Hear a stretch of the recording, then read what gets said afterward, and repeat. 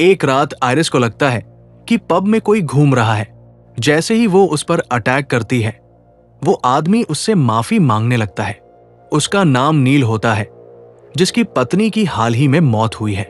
नील iris को पैसों का लालच देता है ताकि वो उसे उसकी पत्नी से बात करने दे। आयरिस को कुछ समझ नहीं आता, लेकिन आयरिस को पैसों की सख्त जरूरत होती है, इसीलिए वो मान जाती है।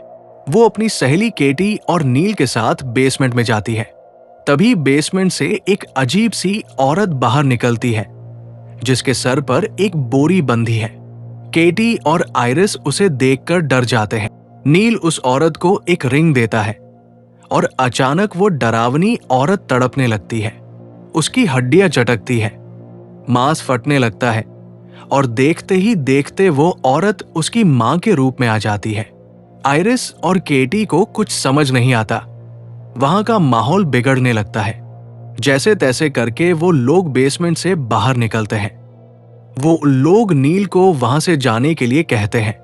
आयरिस को याद आता है कि वकील ने उसे एक वीडियो कैसेट दिया था। वो उसे प्ले करके देखती है। वीडियो में उसके पिता डरे हुए दिख रहे हैं।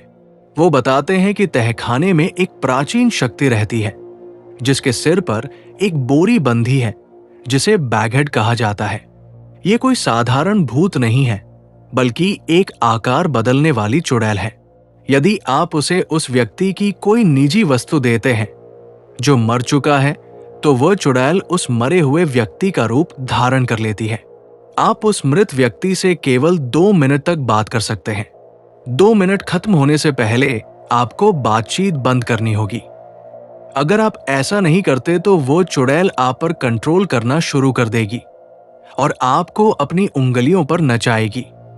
लेकिन वो चुड़ैल पब की सीमाओं से बाहर नहीं जा सकती जब तक कि मालिक उसे आजाद ना कर दे।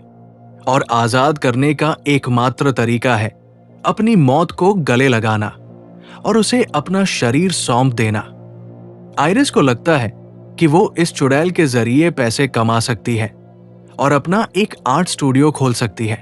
वो नील को दोबारा बुलाती है। जैसे ही नील उस चुड़ैल को अपनी पत्नी का लॉकेट देता है, तुरंत ही वो नील की पत्नी के रूप में बदल जाती है। नील रोने लगता है। वो उसे छूना चाहता है। आयरिस हाथ में स्टॉपवॉच लेकर खड़ी है।